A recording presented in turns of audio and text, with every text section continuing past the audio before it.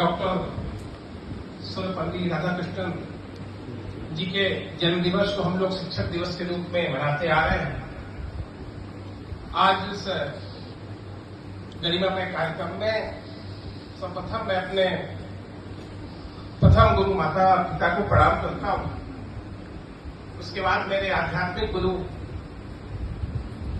पंडित श्री राम शर्मा आचार्य के चरणों में श्रद्धा सुमन अर्पित करता हूं। यहां पर उपस्थित हमारे जीवन में जिन्होंने मुझे हमेशा मार्गदर्शन दिया, जब भी समय मिला, जब भी जरूरत पड़ी, उन्हें हमेशा मुझे आगे बढ़ने का मार्ग प्रशस्त करने के लिए, आगे बढ़ने के लिए, हमको किस तरह से आगे काम करना है, इन सबके लिए जिन लोगों ने मुझे आगे प्रेरित किया, वो सभी गुरुजनों को मैं नमन करता हूं। विशेष रूप से आज के कार्यक्रम में उपस्थित बालाघाट पीजी कॉलेज के पूर्व प्राचार्य और फिजिक्स के प्रोफेसर आदरणीय एलसी जैन साहब, आदरणीय पीके जैन साहब, आदरणीय सतीश शिरे साहब, आदरणीय एस के सक्सेना साहब, आदरणीय धनवरे साहब, आदरणीय कस्बे साहब, आदरणीय रमेश श्रीवास्तव साहब, हमारी हनुमत मैडम, श्री लिलारे जी, श्री पंचारिया जी, श्री शरद ज्योतिषी जी और हमारे विश्वविद्यालय के कुलगुरु श्री डॉक्टर पॉल जी, हमारी कुल सचिव स्वाति जी, भाई वीरेश्वर सिंह जी और यहाँ पर उपस्थित हमारे विश्वविद्यालय के सभी सम्मानीय डायरेक्टर्स, सभी सम्मानीय प्राध्यापकगण, एचओडीज और यहाँ पर विभिन्न संकाय के उपस्थित हमारे छात्र एवं छात्राएं।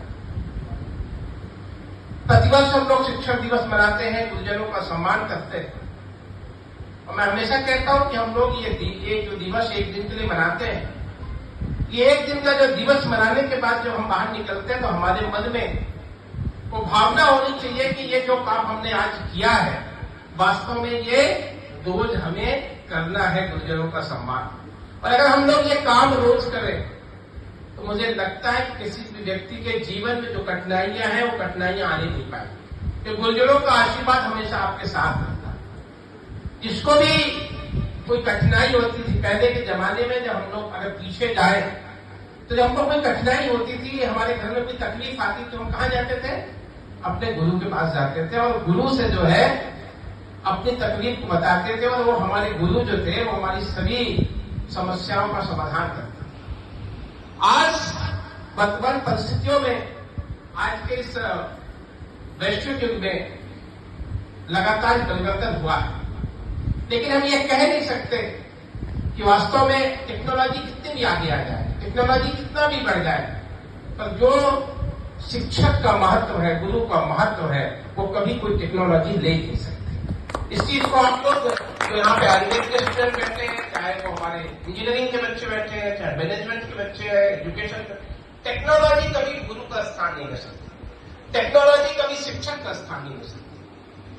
इसलिए आप लोग इस चीज को लेकर चले कि आपको गूगल में सब कुछ मिल सकता है, लेकिन जो काम गुरु कर सकता है वो गूगल में नहीं हो सकता। आज मैंने पहली बार जीवन में मैंने कभी देख के कुछ नहीं बोला, मैंने अपने स्टूडेंट्स के लिए लिख के लाया कि वास्तव में टेक्नोलॉजी के साथ साथ गुरु का क्या संबंध है, कैसे हम जो है आजकल सब लोग जो बच्चे क्लासेस में नहीं आते, जो लोग वो लोग सब गूगल में जाके चीजों को करते हैं। हमने खुद लिखा कि शिक्षा वह राह है जो परिवारों और इंसानों की तकदीर बदल सकती है। शिक्षा वो राह है जो परिवारों और इंसानों की तकदीर बदल सकती है।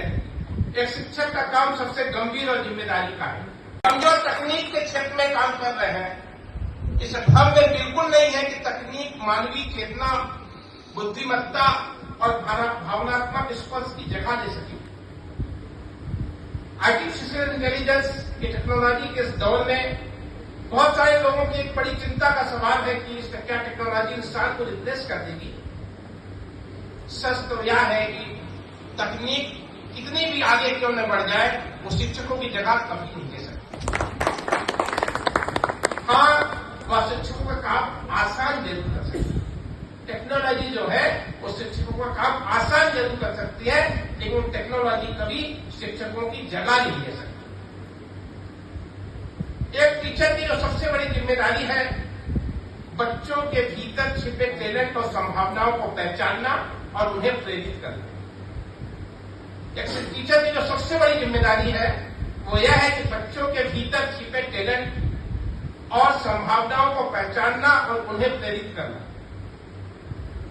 यह काम कोई टेक्नोलॉजी नहीं कर सकती, यह ह्यूमन टच के बगैर संभव नहीं। संवेदनशीलता के बिना यह काम संभव नहीं। परिवार, समाज और शिक्षक ये सब मिलकर बच्चों के विकास में मददगार होते हैं। परिवार, समाज और शिक्षक ये सब मिलकर बच्चे के विकास में मददगार होते हैं। तकनीक इन सब की मददगार है, इनका विकल्प नहीं। परिवार का विकल्प कभी टेक्नोलॉजी नहीं हो सकती, समाज का विकल्प कभी टेक्नोलॉजी नहीं हो सकती, परिवार का विकल्प कभी टेक्नोलॉजी नहीं हो सकती।